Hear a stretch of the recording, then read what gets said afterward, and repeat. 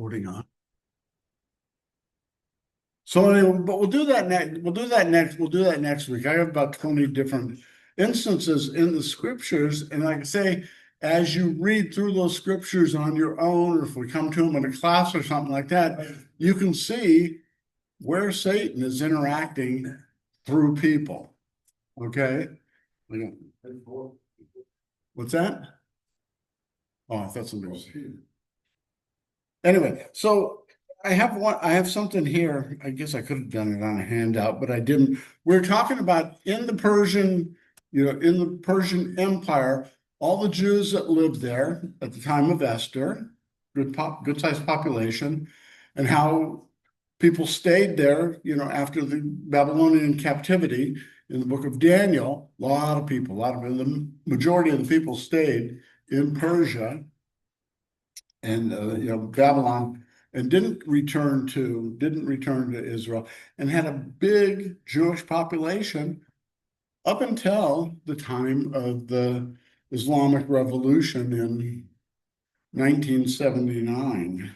So I looked up what the Jewish populations were in the different countries up until 1979, because that's when hey, things got bad for Persians and Muslims also during that time, because Ayatollahs aren't good regimes to live under. And I think that the people that say at the beginning of the revolution weren't happy with it.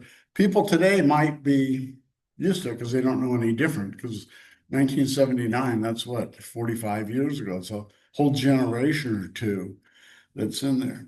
But in Iraq, there was 150,000 to 180,000 Jews living in Iraq up until that time.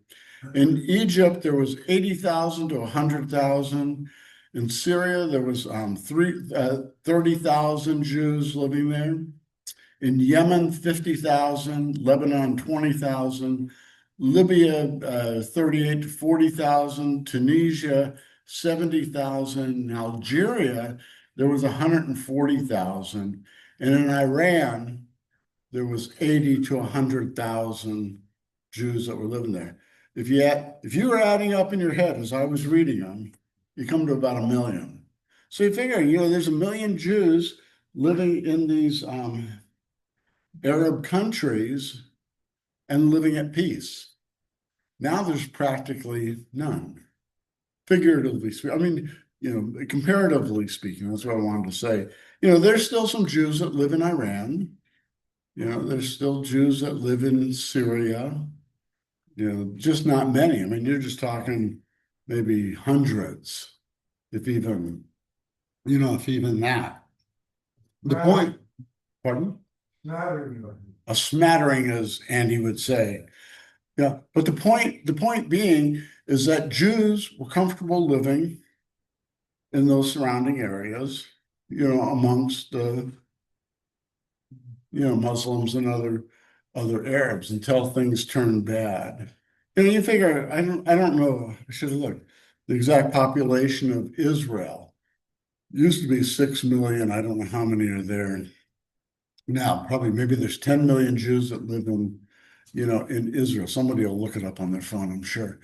Anyway, but so you figure whatever that number is, and there used to be less that lived in Israel at that time, but there was 1 million that lived out of it in the surrounding countries. So they've just always lived.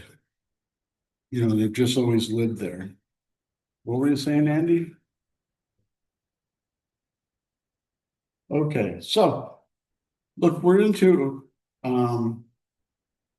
Esther 5. Hopefully we'll do 5 and 6 today. Let me open my Bible. As you all should too, open your Bibles. 7.2 million. 7.2 million? Yeah. Okay, so that's, so you figure that if there was and they've had a lot of immigration into Israel I mean, there's a lot of Jews who've never lived in Israel that now can go back. If they can show that they have Jewish parentage, you can work your way back and be accepted, um, accepted there. So, okay, so we're in chapter 5 of the book of Esther. Um, let's see. It says, oh, so you got to remember where we left off in Esther was that we had the whole part with Queen Vashti. She got fired from her job as queen. Go through the beauty pageant process. Esther, a Jewess, gets selected as the queen. Her cousin Mordecai is some official that sits outside the gates, and he's some nobody knows that they're Jews. Here's the thing, though, I don't think there's a problem with them being Jews until Haman comes along. And Haman wants to kill or get rid of the Jews, for his own reasons. Again, I said last week, I think it's satanic.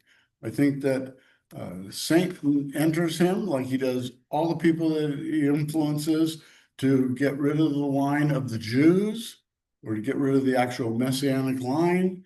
And Haman wants to kill them. He convinced the king to make an edict to kill all the Jews in the land. And Mordecai talks to Esther because she's the queen. You got to go talk to your husband. This is crazy. But it could cost her life if she does. And where we left off was that she said, okay, I'll do it, but first we need to, Mordecai, need to gather all the Jews here in Susa and pray and have a fast for 3 days and 3 nights. And I will gather my lady friends, her court or whatever it is, and we will pray and fast. And then then I'll do it. Okay, and that's where we left off at the end of chapter 4. I think I did that right. So it says, going into 5 in verse 1, it says, and it came about on the third day that Esther put on her royal robes and stood in the inner court of the king's palace in front of the king's rooms.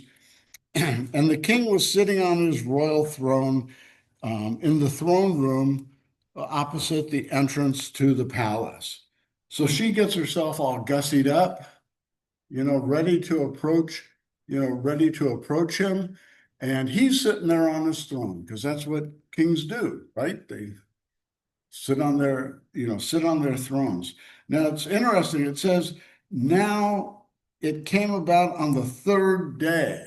So the question is, what third day of what? Pardon? Since she was informed. Well, it's the third day of their fast, that they're going to fast and pray for 3 days. And this is on the third day. So it's putting that timing. But see, here's the thing. She said they were going to fast and pray for 3 days and 3 nights. And on the third day, it's early. This is what happens with Jesus. When it said that, as with Jonah, who spent 3 days and 3 nights in the belly of the whale, so the Son of Man will spend 3 days and 3 nights in the heart of the earth, or whatever he says. And then people criticize and say, wait. He didn't spend 3 days and 3 nights. You do the Friday, the Saturday, the Sunday. See, the Bible's wrong. And then you try to tell them, no, that was a Jewish idiom, just the way that you said. 3 days, part of a day is considered part of the full day. And see, and I tell you, people won't believe it. But here in Esther, we're seeing the same thing. It's that same comparison of days and nights and how long it's supposed to last. So the king's sitting on his throne. It says in verse 2, and it says, And it happened when the king saw Esther, the queen, standing in the court, she obtained favor in his sight, and the king extended to Esther the golden scepter which was in his hand. So Esther came near and touched the top of the scepter like that. This is good news for Esther because the alternative would have been to have her head cut off, if she wasn't welcome into and that was the whole thing about what they were praying about and fasting about. Probably one, that she would have the courage to do it, and two, that he would be receptive for doing it. And that's part of our prayer is when you're trying to make a decision like that, is to pray for the other person too, that their response would be, favorable, like that God would intervene in their hearts. So, but I think that the king probably takes a fancy to Esther. So come on in. Then the king, verse 3, and then the king said to her, "What is troubling you, Queen Esther? And what is your request? Even to half the kingdom will be given to you." So I mean, that's pretty good.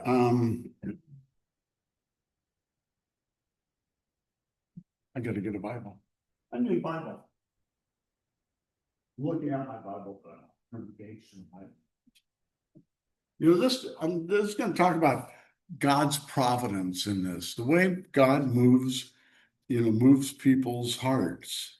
In Proverbs 21, let me get here. Whoopsie. I should have planned this better, but I didn't make notes. I'm just going off the notes in my Bible here, my notes. It says, was it 21:1? The king's heart, this is a proverb. This isn't talking about the book of Esther. It's in Proverbs. The king's heart is a stream of water in the hand of the Lord. He turns it wherever he will. God does that stuff. So God has put favor in the king's heart towards Esther to the point of not just, because she's coming in, she's got a request. He could have said, "Speak up, what would you like?" But he says, "Up to half the kingdom I'll give you." Sounds like a divorce settlement. But no, so that's, again, remember, God's not mentioned in the book of Proverbs. Prayer's not really a part of it. You don't see that supplemental prayer, supplication prayer, any of that kind of stuff where it is, but you see God behind the scenes. Anyway, and Esther, verse 4, and Esther said, "If it pleases the king, may the king and Haman come this day to the banquet that I have prepared for him." What is this about a banquet? What? I mean, did Esther risk her life to have a dinner? I mean, it's more than that, obviously. So then the king said, "Bring Haman quickly, that we may do as Esther desires." So the king and Haman came to the banquet which Esther had prepared. And as they drank their wine at the banquet, the king said to Esther, "What is your petition? For it shall be granted to you. What is your request? Even to half the kingdom, it shall be done." So Esther answered and said, "My petition and my request is..." Now, before you read, what would you expect her petition and request to be? What's that? Well, no, that's what it turns out to be, isn't it? But wouldn't you expect, well, look, we got this thing with this edict that you did for Haman, and Haman's trying to wipe out my people. I need you to do something about Haman. But she doesn't do it. And she said, "If I found favor in the sight of the king, and if it please the king to grant my petition and do what I request, may the king and Haman come to the banquet which I shall prepare for them, and tomorrow I will do as the king says. I think she lost her nerve. I mean, I think that she chickened out. You got to remember, she's I want to say a nobody, but I mean, when you're sitting in the king's, they say about when people come to the White House, when they get in, that they they get an invite to the White House, they get an invite to the Oval Office, and that guy who said, if I ever get in front of the president, I'm going to give him a piece of my mind. And they've had so many presidents say that people come in, they just stay quiet. Even though they know that there are people who have grievances, against them, that you just get in awe. You just get in awe of the power and the presence in that. Gene, Yes, sir. so, Not that, sir. No, pastor, sir. so it's surprising that, Dude, you got one again. it's surprising that she doesn't just blurt it out like, that's what we expect, right? Mhm. She's praying, she's fasting, but in a way, she may be setting him up, like Haman up. So rather than lose her nerve, she's making Haman feel good about himself after dinner number one. Then when he goes back to his buddies and his wife, that he's feeling good, and then Mordecai, so, divine plan, I guess, is guiding her through this too, and it's like, we just don't know. Right. Well, we don't, Very clever, once you know the whole story. Yeah. Why didn't she got the royal scepter, right? This is her chance. And it's like, well, come to dinner tomorrow, and it's like, what if the king changes his mind? Like, we're not gonna meet to it. Right. Yeah, we don't know. I don't know that she's that clever though. I mean, I just don't. Well, I guess cosmopolitan stuff. Right. She's led to do it. This particular. We'll go there. Right. Thing that I pick up on. Give your microphone just so Howard can hear you. I don't know. Okay. But the one thing I picked up on chapter 5 is the fact that the queen and the king are not sharing the bedroom. That he's by himself, she's by herself, and she has to get permission even to talk to him. At least talk to him while he's on the throne. I think that's a big deal. It's a difference, I think, like that. But again, that we don't know like that. So, but she did put it off for another night. I think that we're gonna see that the events of chapter 6, the beginning of chapter 6, happened in that interim. Okay, and again, it'll be God moving. Let's finish 5, and then we'll get into 6. So let's see, what do we do? If I found him, let's see, that's the king. Haman come to the banquet that I shall prepare tomorrow. I will do as the king said. And then Haman went away. This is verse 9. Then Haman went out that day, glad and pleased of heart. But when Haman saw Mordecai in the king's gate, and that he did not stand up or tremble before him, Haman was filled with anger against Mordecai. So part of what Pastor says is Haman's feeling pretty good. They finish off that first dinner. He thinks me and the king are chums. I'm the only one who's gotten invited to the queen's dinner and all that. And then he goes out, and remember what the problem was before. Mordecai wouldn't bow down to him. Mordecai wouldn't praise him. So he's coming off of this high, and he goes back out into the courtyard and runs into Mordecai, and probably everybody else is falling prone and, giving Haman attaboys on his back or whatever. But Mordecai won't do that. And it says, what it say in verse 9, Haman was filled with anger against Mordecai. They say that the measure of a man is about the things that bother him, things that make you mad, like that. Because you can have everything in life going great, and you got this one little thing that bothers you, and it ruins your whole your whole demeanor, your whole testimony, your whole, your whole everything. So then it says, in verse 10, it says, Haman controlled himself, however, and went to his house and sent for his friends and his wife Zeresh. And when Haman recounted to them the glory of his riches and the number of his sons, and every instance where the king had magnified him, and how he had promised him above the princes and the servants of the king. So he's telling, he's kind of bragging. I'm quite the guy. You people should be glad to be my friends and my wife, just because of how good I am.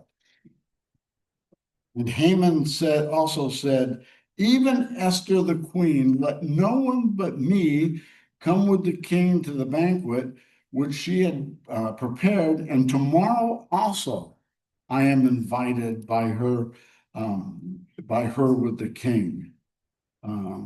He's going, I think the queen's got the hots for me. My translation, he thinks he's really something. Then Zeresh, his wife, and all his friends said to him, have gallows,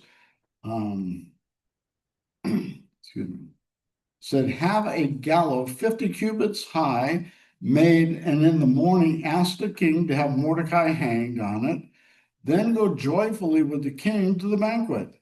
And the advice pleased Haman, so he had the gallows made. So he listens to wifely advice, like that. So here he was on a high, with Queen Esther and the king, and then he was at a low because of Mordecai. And he goes home, but he's telling the wife about all the good stuff. I guess he told about Mordecai, and she goes, hey, build gallows, tell the king you want to kill Mordecai and hang Mordecai. And it says that he had the gallows made. Now we go to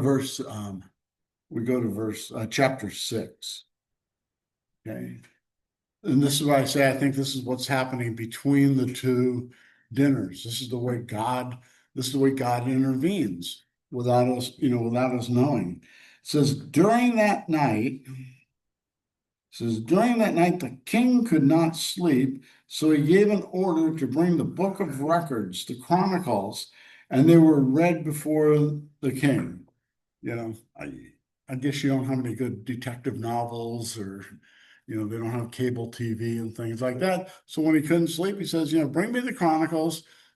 I think what he wants to do is kind of recount all of the good stuff that has been recorded about him, about the king. I'm guessing, but like that.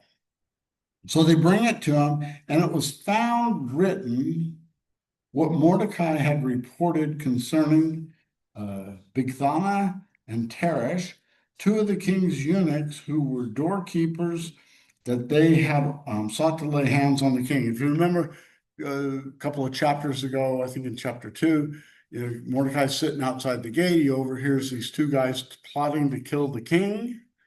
He reported it to Esther, who reported it to the king.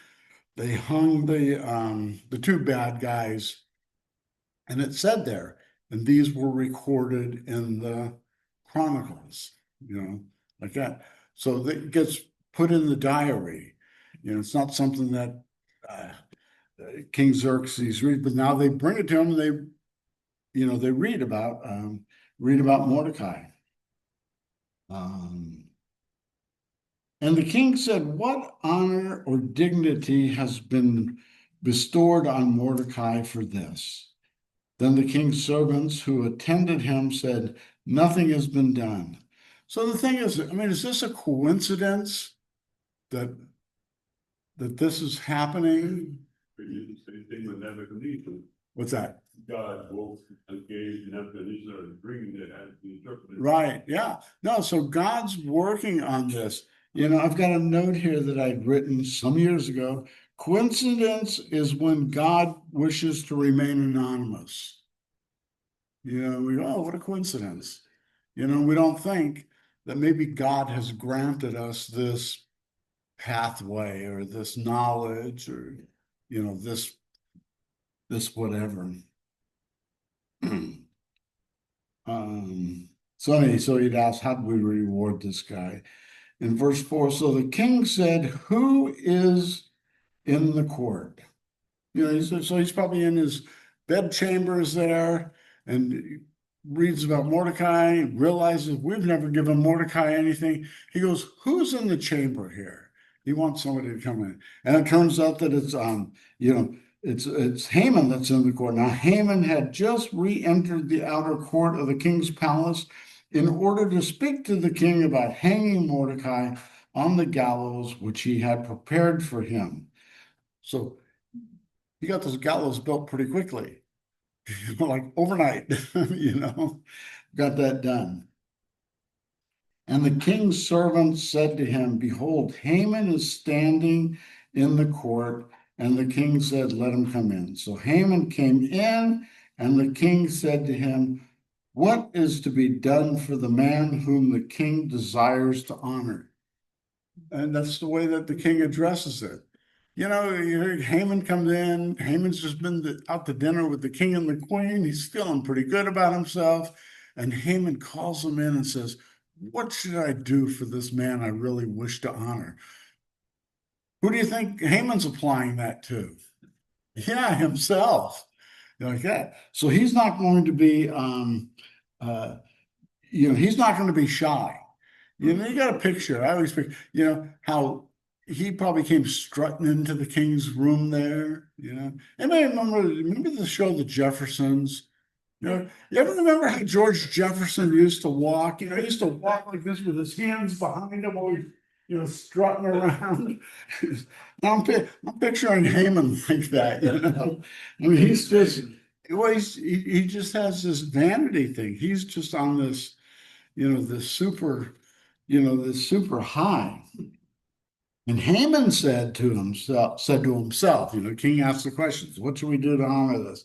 And Haman said to himself, whom would the king desire to honor more than me? Done it again. I know. I feel like this a lot of times too. Then Haman said to the king, for the man who the king desires to honor, let them bring a royal robe which the king has worn. It's like getting Shohei Ohtani's game jersey. All of you would want that, wouldn't you? Shohei Ohtani's a baseball player, for those of you who live under a rock.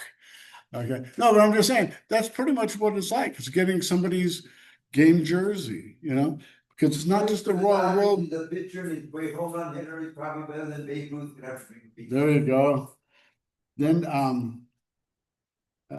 let's see. And so he wants the robe which the king has worn, and the horse on which the king has ridden, and on whose head a royal crown has been placed. I mean, he's saying, look, give this man me, the king's robe, the king's horse, and the king's crown. I don't ask for much. Yeah. And let the robe and the horse be handed over to one of the king's most notable princes, and let them array the man who the king desires to honor, and lead him on horseback through the city square, and proclaim before him, thus it shall be done to the man whom the king desires to honor. Yeah. Thinking pretty highly there. Then the king said to Haman, take quickly the robes and the horse, as you have said, and do so for Mordecai, the Jew. Talk about a dagger to the heart, He's dead. Yeah. Mordecai, not only do so for Mordecai, but he throws in the Jew, who is sitting at the king's gate. Do not fall short of anything of all that you have said.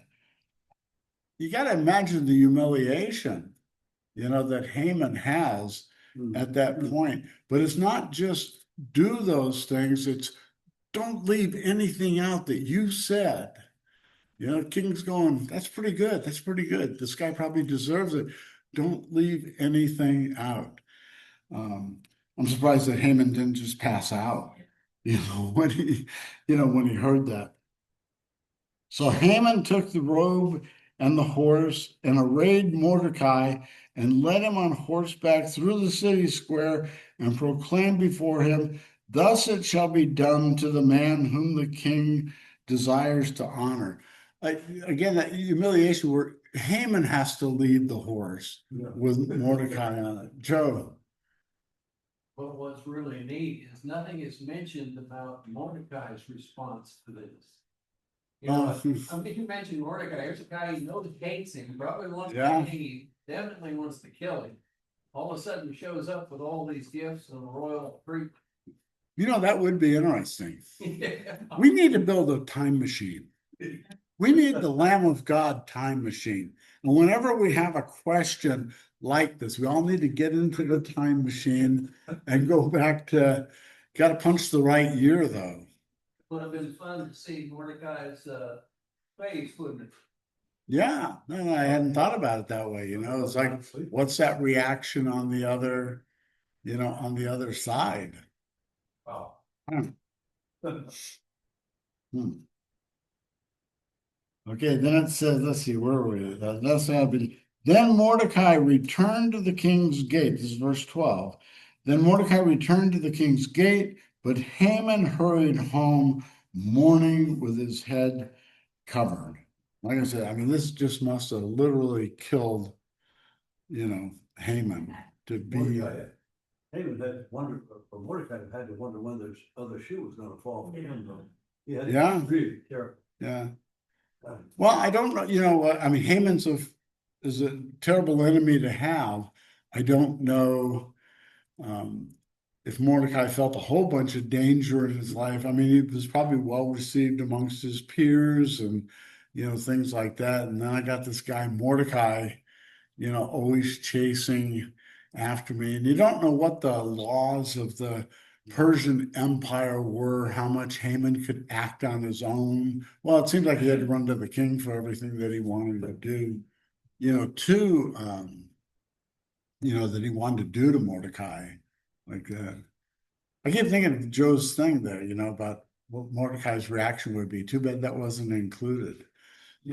Maybe the writer only had a certain number of word limit from the publisher or something. But that happens. That's why a lot of times there's books out there and you go, they didn't quite give me all the information. Details. Yeah, I'll tell you, I've been reading, it's taken me probably 7 years to get to where I am. Writer Robert Caro wrote a 4-volume biography of Lyndon Johnson. Okay, and everybody's waiting for the 5th volume to come out, and here the guy is approaching 90, trying to crank it out. But he had written a book before that called The Power Broker, and it was about I'm getting terrible with names. Robert, I'll remember the name, but anyway, he was the guy who built New York in the 20th century. I mean, he built all the big skyscrapers, built all the highways. Robert Moses. Okay, and so it's a book about him. He wrote this back in 74. And I got the book and I'm reading through it and can't find anything about, you think this is funny, about when the Giants and the Dodgers left New York and came out west. Because that was all Robert Moses's doing, because he wouldn't build a new stadium for the Dodgers. And they just said, to heck with it. Anyway, but that's not even in there. So I started to do some research for it. It got cut by the editor because the book itself was already like 1,200 pages. And he had like a couple of chapters just on that. So you don't know the things you don't know. So anybody who say it wasn't like a baseball fan, didn't care about that stuff, wouldn't even know it was missing from the story until someone like Joe asked the questions. I wonder what Mordecai's reaction would be. And it's like, why isn't that in there? Anyway, so that was a little sidebar. Anyway, then Mordecai returned to the king's gate, but Haman hurried home, mourning with his head covered. And Haman recounted to Zeresh, his wife, and all his friends everything that had happened to him. Then his wise men and Zeresh, his wife, said to him, if Mordecai, before whom you have begun to fall, is of Jewish origin, you will not overcome him, but will surely fall before him. That sounds like advice from Job's wife, you know? You know, just curse God and die because you're toast, you know? Follow him. Yeah, no, I mean, the stars are just lined up a certain way. You're not getting out of this. While they were still talking with him, the king's eunuchs arose hastily, brought Haman to the banquet which Esther had prepared. And again, so now we're at the second, we're at the second banquet. And look what's happened between the first banquet. When I say she probably chickened out, or lost her nerve. I mean, like I say, that's a big thing for her to have to do. And where God interacted in between to where who's the big dog now? You know, between Haman and Esther, you know, and then that's what we're going to see. Well, we can, you know what, we can go on. We're on for a while. We got some time. We're going to 7. You don't have 7 in your notes and all that. I don't know whose headings going into 7. Mine here in the NASB says Haman hanged. Anybody else to say anything before 7 on the heading? Says Esther reveals Haman's plot. Well, there you go. Okay. Mine gives away the plot more than Mine doesn't. what's yours say? English Standard Version just says Esther 7, doesn't even. Yeah. So it says, now the king and Haman came to drink wine with Esther the queen. You know, God works, we're going to see God works so that both Mordecai and Haman both get what they deserve. Mordecai deserved the royal praise, and Haman's going to deserve his fall. In verse 2, and the king said to Esther on the second day, also as they drank their wine at the banquet, what is your petition, Queen Esther? It shall be granted to you. And what is your request? Even to half the kingdom, it shall be done. You know, I don't know that the king knows that Esther's a Jew, you know, at this point, still, you know. That she's a Jew, and I don't think that Haman knows. You know, I think it's still a secret as far as in the high court. Then Queen Esther answered and said, if I have found favor in your sight, O king, if it pleases the king, let my life be given me as my petition and my people as my request. For we have been sold, I and my people, to be destroyed, to be killed, and to be annihilated. Now, if we had only been sold as slaves, men and women, I would have remained silent, for the trouble would not be commensurate with the annoyance to the king. In other words, what she's saying, you know, she says, my people. Remember, Haman, when he brought the charges to the king, said, we have these people. Doesn't say Jews. He just says, we have these people who have their own laws. They won't follow the king's laws. They, you know, whatever he had. Listen, and that's the way that Esther is addressing it. My people. She doesn't say who her, who her people are. But what she's saying is that they're out to kill me and my people, you know. And if it had only been to throw us in jail, I wouldn't have even bothered you. Jews have been in captivity before, you know, so I wouldn't have even bothered you. Let's see. The king Ahasuerus asked Queen Esther, who is he and where is he? Who would presume to do this? I mean, he's got no clue. Even though he signed the edict, he has no clue that it includes Esther and her people. Esther and Mordecai, who he just gave honor, that he just gave honor to. And Esther said, a foe and an enemy is this wicked Haman. Oh, now if Haman didn't pass out on this one, he's one tough cookie. Then Haman became terrified before the king and the queen, and the king arose in his anger from drinking wine and went into the palace garden. But Haman stayed to beg for his life from Queen Esther, for he saw that harm had been determined against him by the king. So he knows, I've lost favor with the king. King's probably out there sharpening his sword to cut my head off. And so he's begging Queen Esther. And now when the king returned from the palace garden into the place where they were drinking wine, Haman was falling on the couch where Esther was. This isn't working out for you. You gotta remember, we'll get into it when we discuss at the end of the book of Esther, we'll discuss the festival of Purim. But during the festival of Purim, and they do plays about this and all that. And when Esther's mentioned, the people cheer, the audience people, and with Mordecai, they cheer. And when Haman is mentioned, they hiss, So Haman enters the room and it's, Good old fashioned melodrama. Yeah, really. No good old snidey whiplash. Yeah. And so Haman was falling on the couch where Esther was. Then the king said, will he even assault the queen with me in the house? As the word went out of the king's mouth, they covered Haman's face.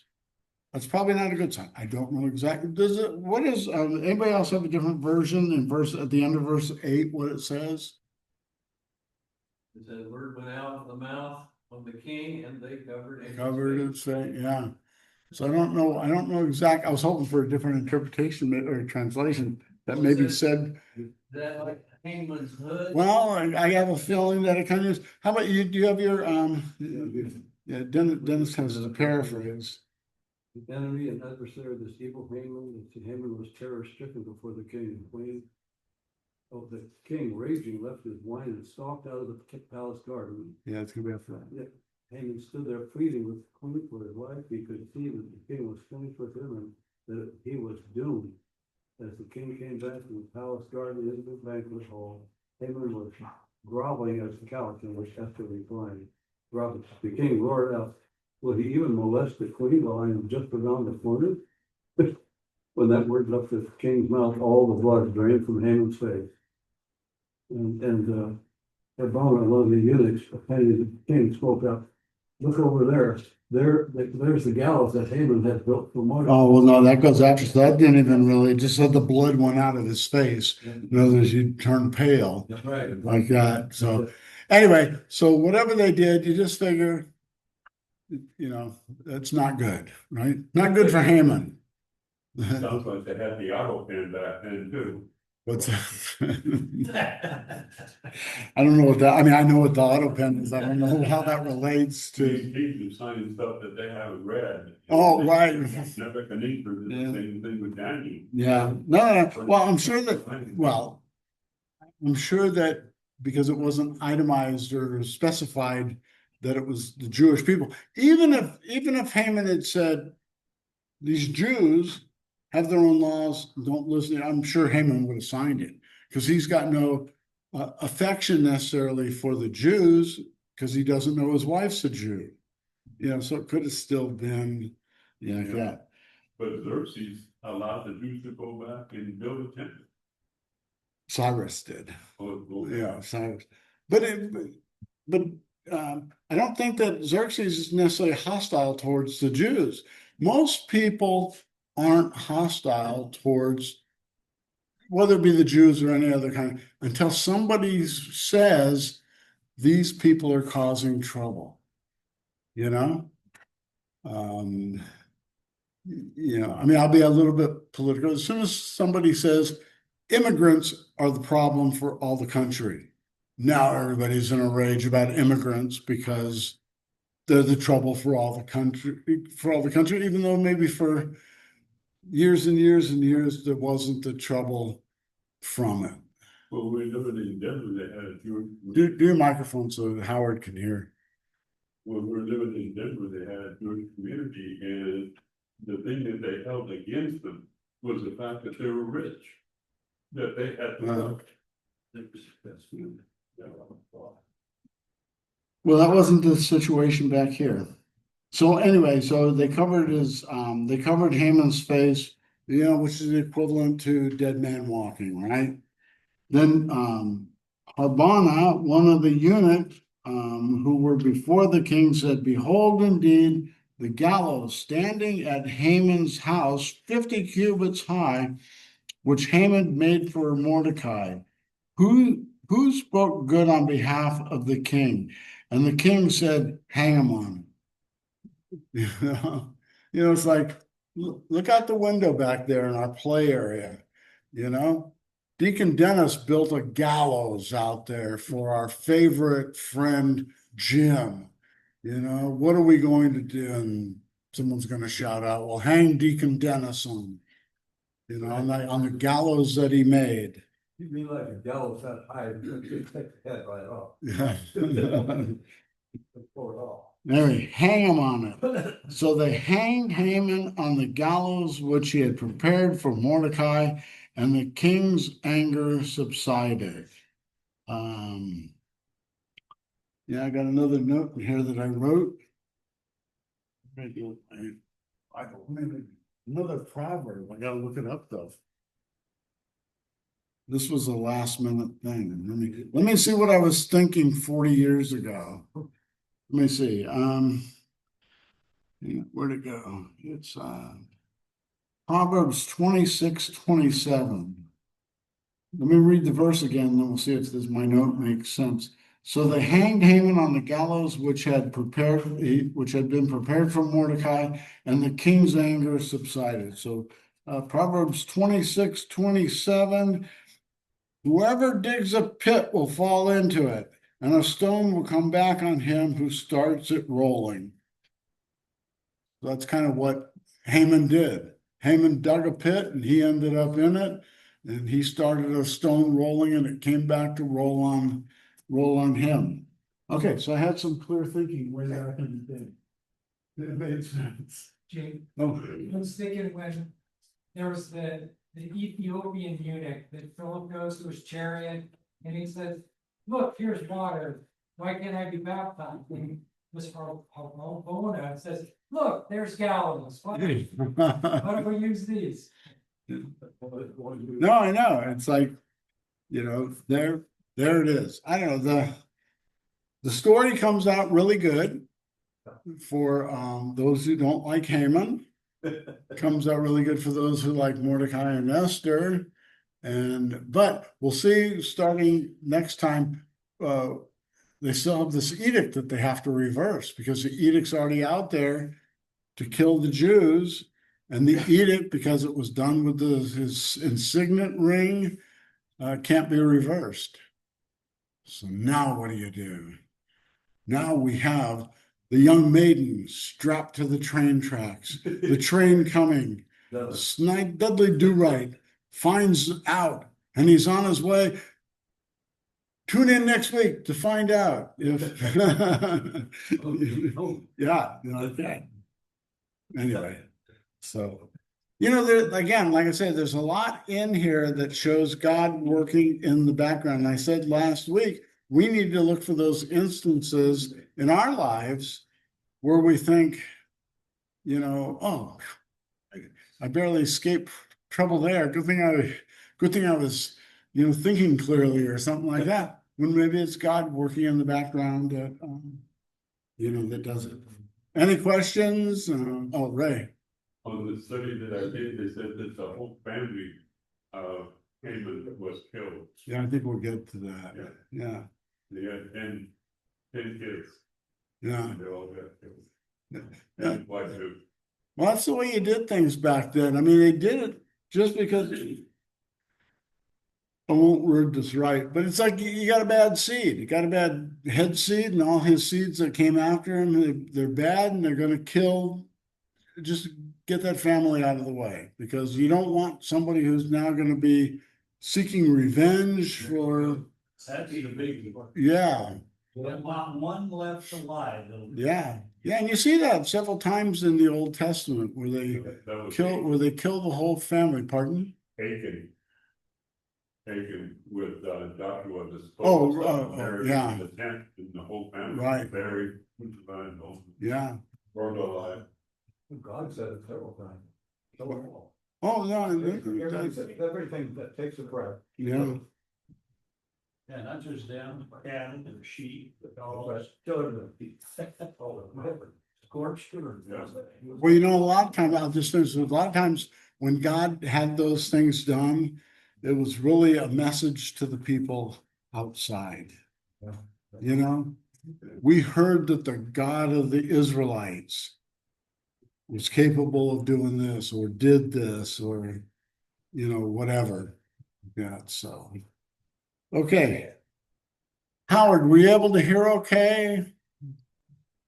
Okay. I missed the last time you were on because I saw it when I was watching the video and you were holding up the red folder, and I missed it while we were doing the class, so. Okay, well, let's close with the